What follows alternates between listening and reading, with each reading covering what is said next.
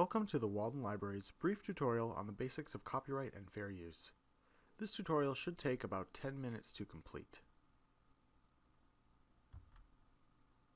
Because this is a basic tutorial, we don't expect that you'll be a copyright expert by the end, but our goal is that you'll at least understand what copyright is, who it protects, and what it protects. We'll also briefly cover what fair use is and what it means for you as a scholar. Copyright law can be confusing, but don't worry, we can at least make sense of some of the fundamentals, things that apply to you as a scholar here at Walden University. Here are just a few different scenarios that you may find yourself in from time to time. It's okay if you don't know the answers to these questions. We'll come back to them at the end of the tutorial, but keep them in the back of your mind for the time being.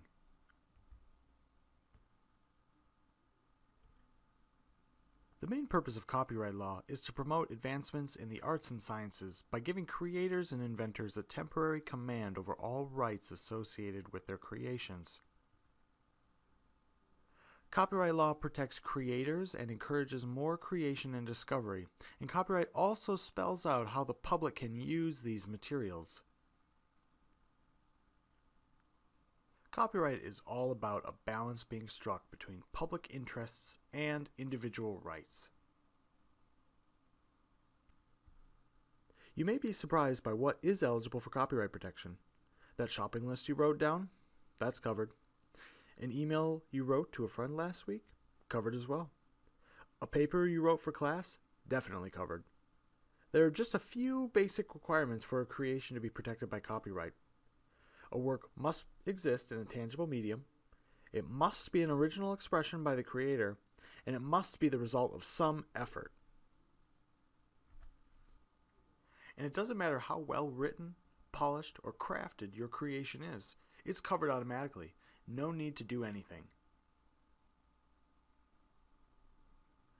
Take a look at the table on the screen. Copyrightable materials can be classified in a number of different ways. And these categories are meant to be broad enough to cover all created materials.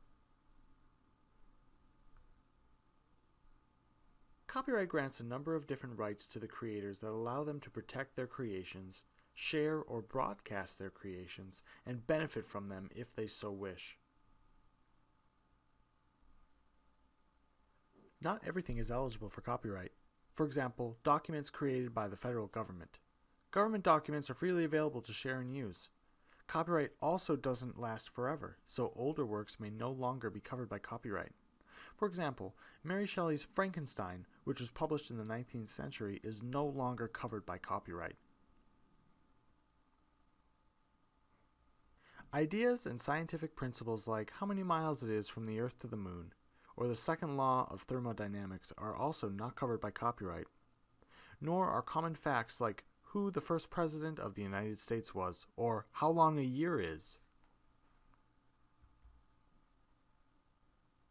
You may be able to copyright that funny dog calendar you designed, but the idea of a calendar is not something eligible for copyright protection, nor is something like the basic idea of a tape measure.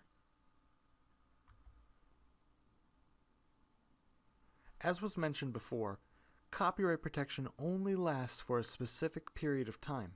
The length of time is meant to provide protection for the creator during the duration of his or her life, and then for a period after the creator's death.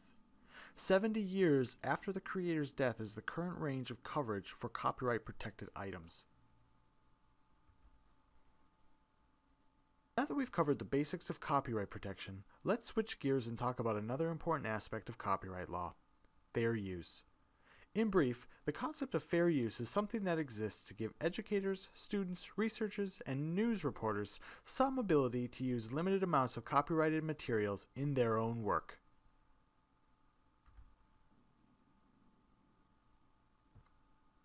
A rights holder's monopoly on their creation or discovery can be limited if and when it conflicts with the greater public good. In order for fair use to apply, you have to consider the following: what materials are being used, how much is being used, and what effects this use will have on the value of the materials in question.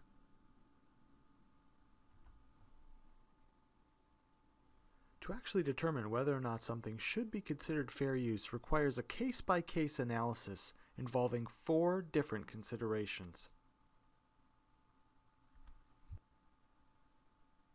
The first consideration is the purpose and character of the use in question. Is the work being used for a purpose other than the purpose for which it was originally created? Is the work being used for an educational purpose? Or is the work being used for material gains for someone other than the original creator?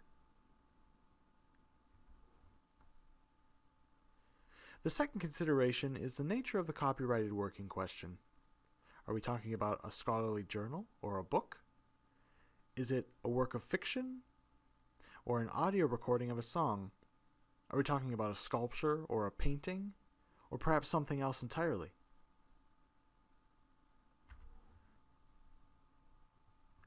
The third consideration is the amount and the degree of importance of the portion being used. Basically, how much is used, and does that amount make up a large percent of the substantive content of the material in question?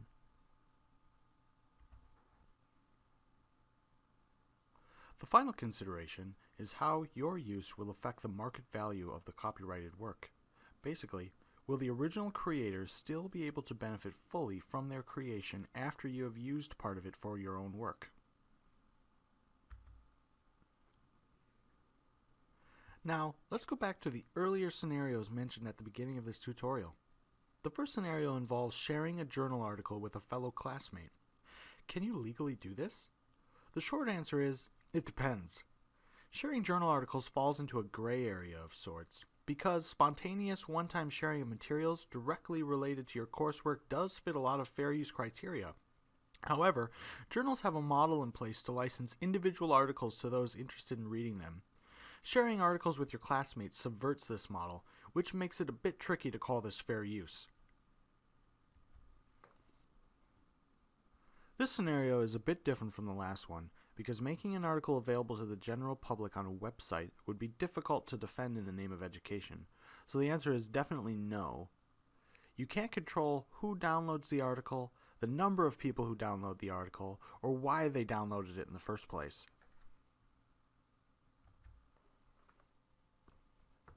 This scenario may seem a lot like the first one, as one student sharing scholarly materials with another student. But the real issue here is the amount of the material being shared. Copying an entire book falls outside the protection of fair use, because you have to consider the effect that your copying will have on the market value of the item in question.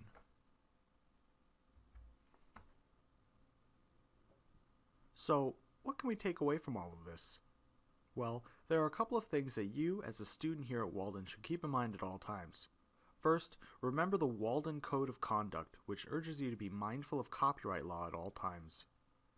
Be in the habit of getting permission to use anything created by another author, whether the item in question is a chart, a graph, a table, or whatever. The old rule, better safe than sorry, really does apply here. Don't assume you're covered by fair use. Be mindful of copyright law and get permission before you use anything.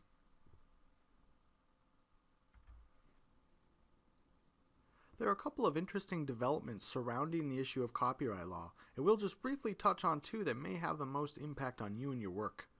We'll be talking about open access and Creative Commons licensing.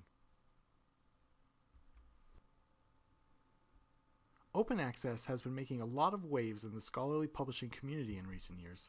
The idea behind open access is simply to make research and other scholarly materials available without cost to the reader.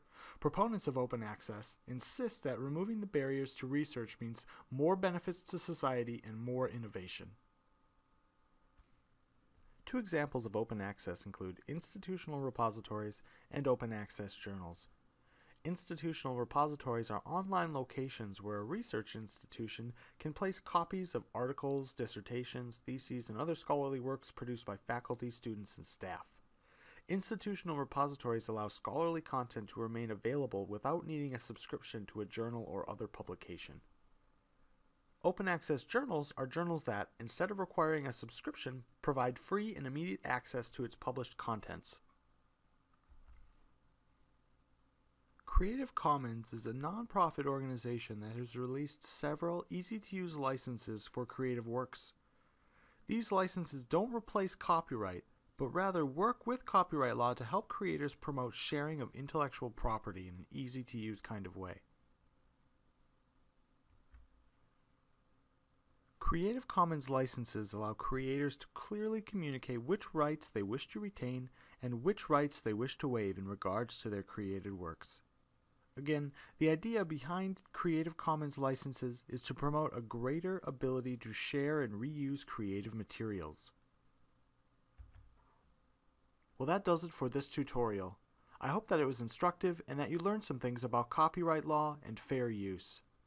Remember, if you have any questions about copyright or fair use or anything discussed during this tutorial, please don't hesitate to contact the Walden Library.